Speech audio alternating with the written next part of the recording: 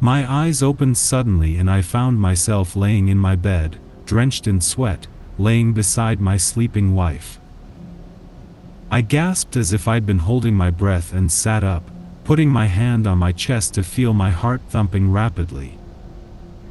I checked the digital clock on my bedside table to see the time, 3:04 a.m. I glanced over at my wife, Zoe, who was sleeping peacefully. Seeing her face as she slept so calmly almost made me forget the state I'd woken up in. I noticed Peach, our bloodhound, was staring out into the dark, empty hall.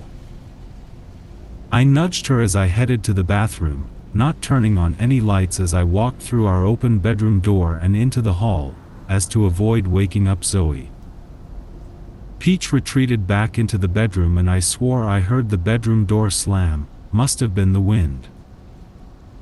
Turning the bathroom light on, I did my business, before washing my hands and splashing cold water onto my face.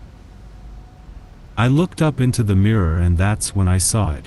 Standing behind me was a tall, pale figure with blood trickling down its body. Its mouth curled up into a twisted smile, exposing its blood-stained, razor-sharp teeth. My eyes opened suddenly and I found myself laying in my bed, drenched in sweat, laying beside my sleeping wife. Wait, didn't this already happen? I thought to myself, recalling the nightmare I'd just had. I turned to look at Zoe. She was peaceful, pretty, the same as I'd saw her in the dream. Peach was staring into the hall. The clock read 3:04 a.m. Despite my bladder urging me to go to the bathroom, I laid back down and went back to sleep. That morning, I told Zoe all about what had happened, and she said I must have been dreaming the whole time. Despite how vividly I remembered waking up the second time, I agreed with her, and went on with my Saturday. By 2 p.m., we were both a little tired and decided to nap on the sofa. When I woke up, it had only been 20 minutes. This time, Peach was staring at me. No, she was staring behind me.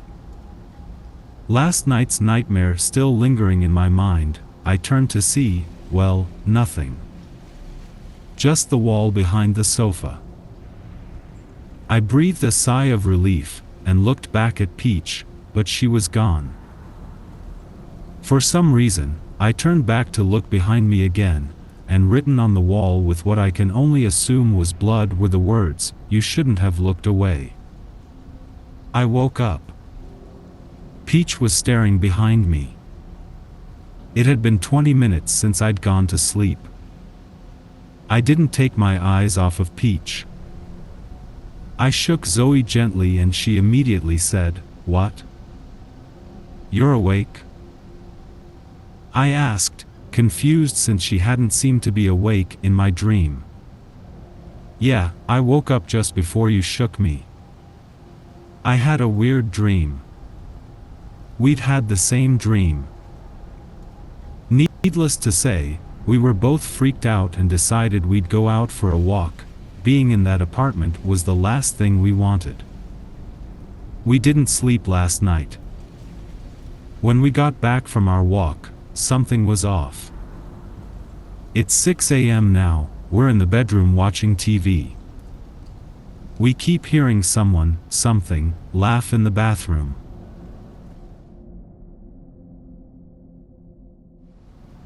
I'm new to Reddit and hope this is the right place. I really need some help. I'm so glad to have found this place to finally talk about my lack of sleep. It's comforting to know I'm not the only one.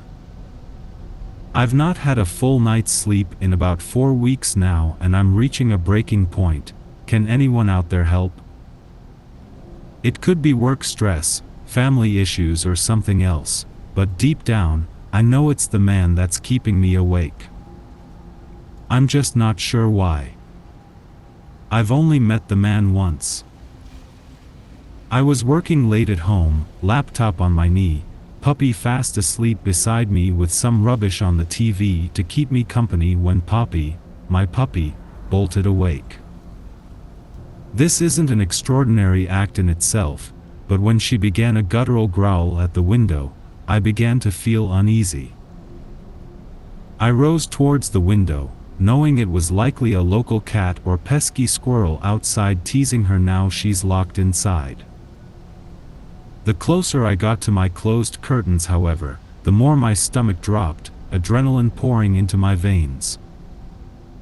I scolded myself for being so silly. I'm just being overcautious, although as a woman living alone you can't blame me, surely.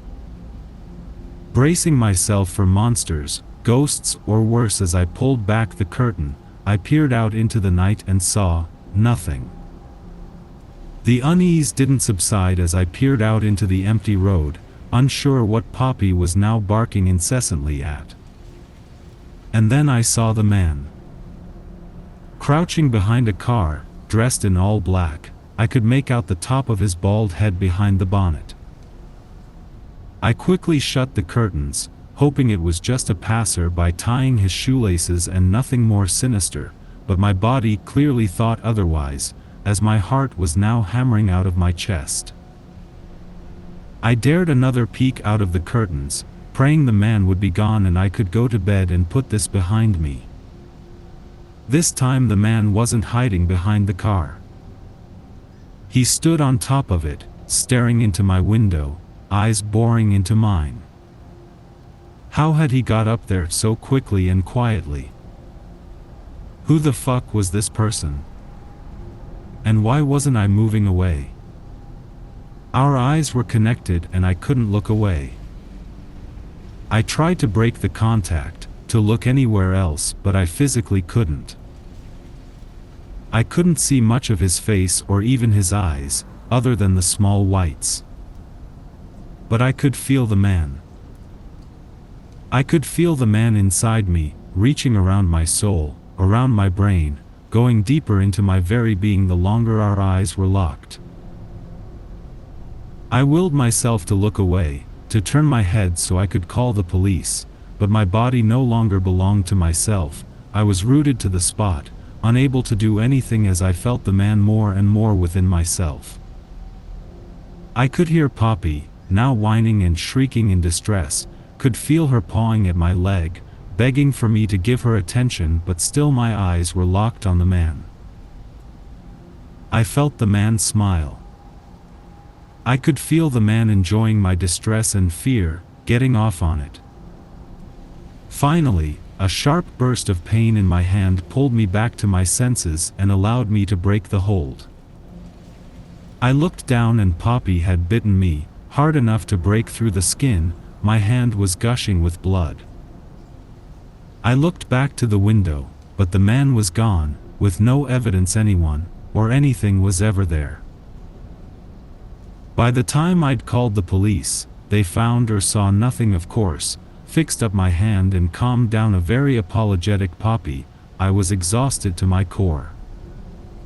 I lay in bed, ready to forget this entire situation, and closed my eyes. All I could see was the man. All I could feel in my soul was the man. Prying in my memories, making me relive the worst moments of my life, pushing my negative thoughts to the forefront of my mind. It was torture. I've worked very hard to get over my negative self-image, but every time I tried to sleep all I could feel was every awful thing I've ever thought about myself. Worthless, stupid, ugly, fat, pathetic. Why are you even still here? The world would be better off without you.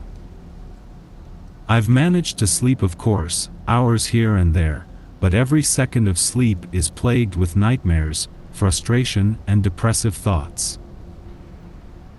They've started to creep into my waking thoughts too. When I'm trying to relax or do something nice, I can't help but think if the man is right and everyone would be better off without me. Am I losing my mind? I know this sounds ridiculous, but I have the scar on my hand which reminds me this happened. I know it did, I know the man is in my head messing with me, pushing me to darker and darker places. Poppy knows too. She's taken to sleeping across me instead of in her bed, never leaving me alone when I try to sleep. Why is the man doing this? Has anyone else met the man? Please help, I'm not sure how much longer I can keep the man out and I'm scared.